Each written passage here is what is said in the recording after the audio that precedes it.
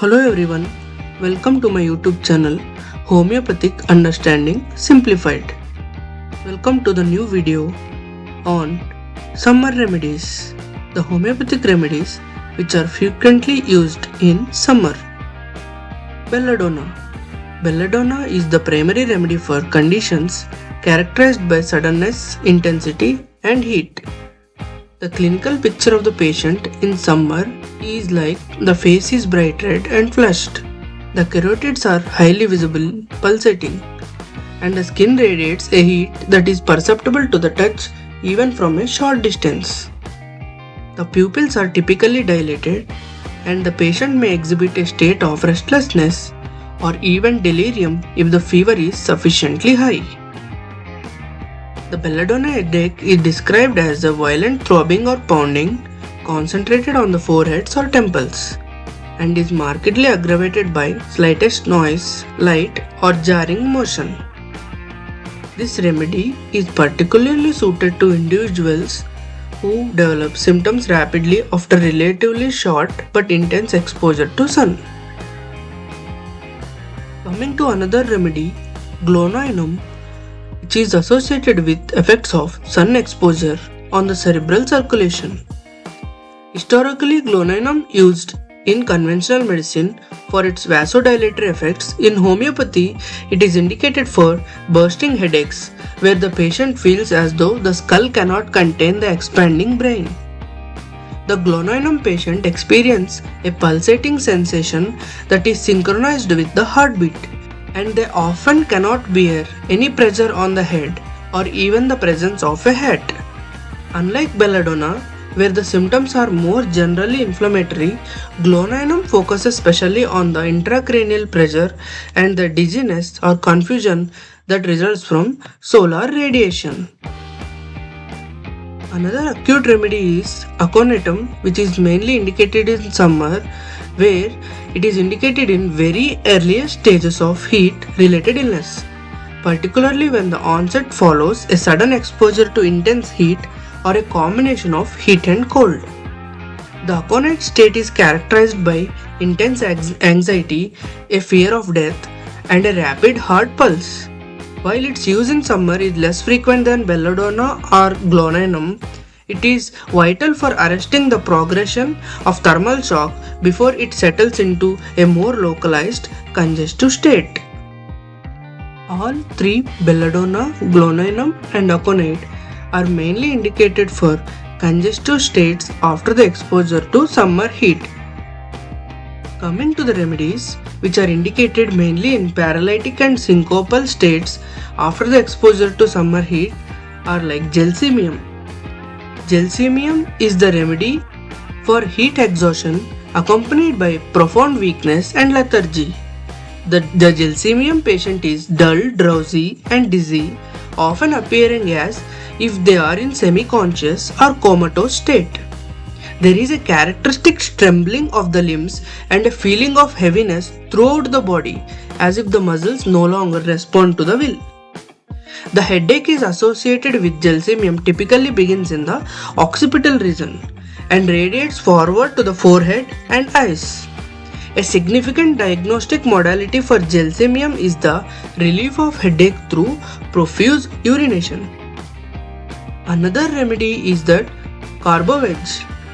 Carbo Veg is indicated in most extreme cases of heat-induced collapse, where the patient is cold, clammy, and gasping for air despite the surrounding heat. It is often referred to in the clinical literature as the corpse reviver, due to its ability to stimulate circulation and oxygenation when the system appears to be shutting down. The patient may feel as if they need to be fanned constantly and may have a pale or even bluish tint to the skin, indicating severe respiratory and cardiovascular strain.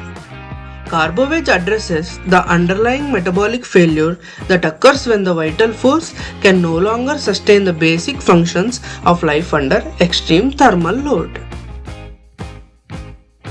Coming to the common dermatological problems in summer like Miliaria rubra and prickly heat are mainly cured by the homeopathic remedies like sulfur, which is indicated when the skin is red, hot and dry and the itching is significantly worsened by the warmth, or after bathing. Sulfur is often required for chronic cases where the skin looks dirty and the patient has a general intolerance to heat.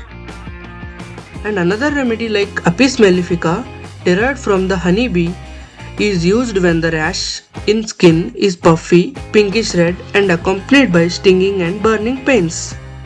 In Apis, there is a marked improvement is seen with cold application and the worsening with any form of heat. There is also a characteristic absence of thirst despite of inflammatory response. And natramur is best suited to those who has rashes in the sun, particularly individuals with greasy or oily skin and those whose sweat is usually salty.